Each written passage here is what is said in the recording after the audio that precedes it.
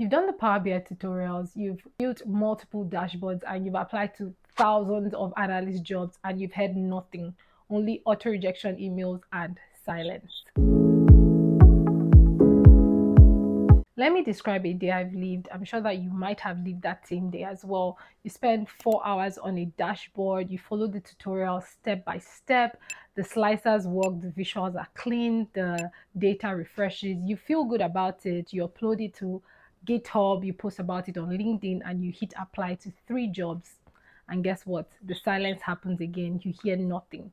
You try again, different data set this time, different tutorial, you follow the same steps, and you apply for jobs again, and still you get the same silence like previously. Eventually, you close your laptop and you tell yourself, I'll go at it tomorrow. Tomorrow turns to next week turns to next month.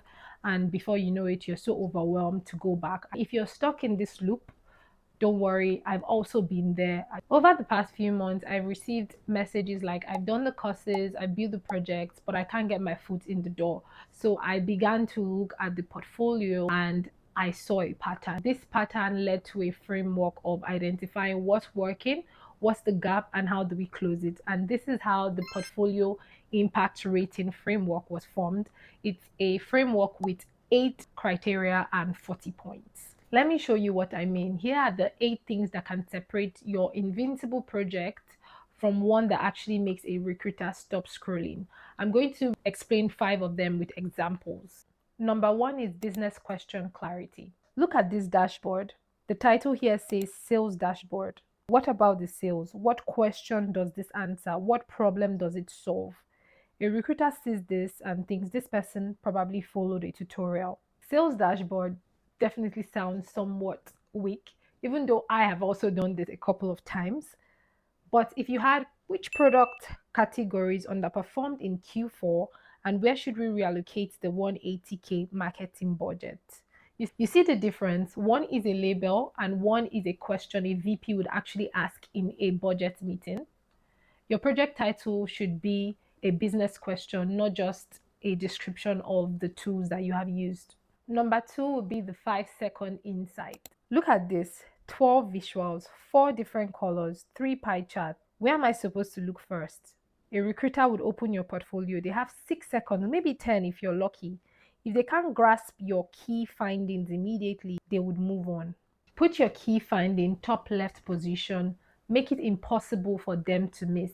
If they have to search for it, then you've probably lost them. Your most important metric should be the first to be seen on your dashboard. Number 3 is the quantified impact. This dashboard shows that sales are going up. By how much? What does that mean to the business? No dollars, no percentages, no time saved, just lines going up. Here's what recruiters want to see. Identified 40,000 in redundant software spend, reduced employee turnover to 23%, reduced monthly reporting time from 4 hours to 20 minutes. If you cannot point to a specific number or metric that shows business value, then you're not showing impact. Number 4 is visual hierarchy. Look at this dashboard. Every chart is the same size, same color scheme, same font size. Nothing stands out. Your eye has nowhere to land. When everything is equally emphasized, nothing is emphasized. It's important to use visual hierarchy. Size equals importance, position equals priority, bold color equals key insight. Think of your dashboard like a newspaper front page. The headline is huge and the supporting articles are smaller. Your dashboard should follow the same sequence. Use color, size, and position to create a natural reading order. Number 5 would be the plain English takeaway. Look at the language here. It says time series analysis using 12-month moving averages. DAX measures apply to calculate variance. I know you spent a lot of time learning DAX and you're probably proud of the formulas that you know, but you need to factor in that the person who's screening your portfolio might just be a recruiter who doesn't have any knowledge of Power BI, or even if they do, the knowledge might be limited. So you need to keep that in mind. If the language you have used isn't clear for a non-technical person to understand, then you definitely need to rewrite it. Those are 5 out of the 8 criteria in the portfolio impact rating framework. The other 3 are narrative focus. Does your dashboard tell a story? The next one is professional polish. Does your dashboard look like work or does it look like homework?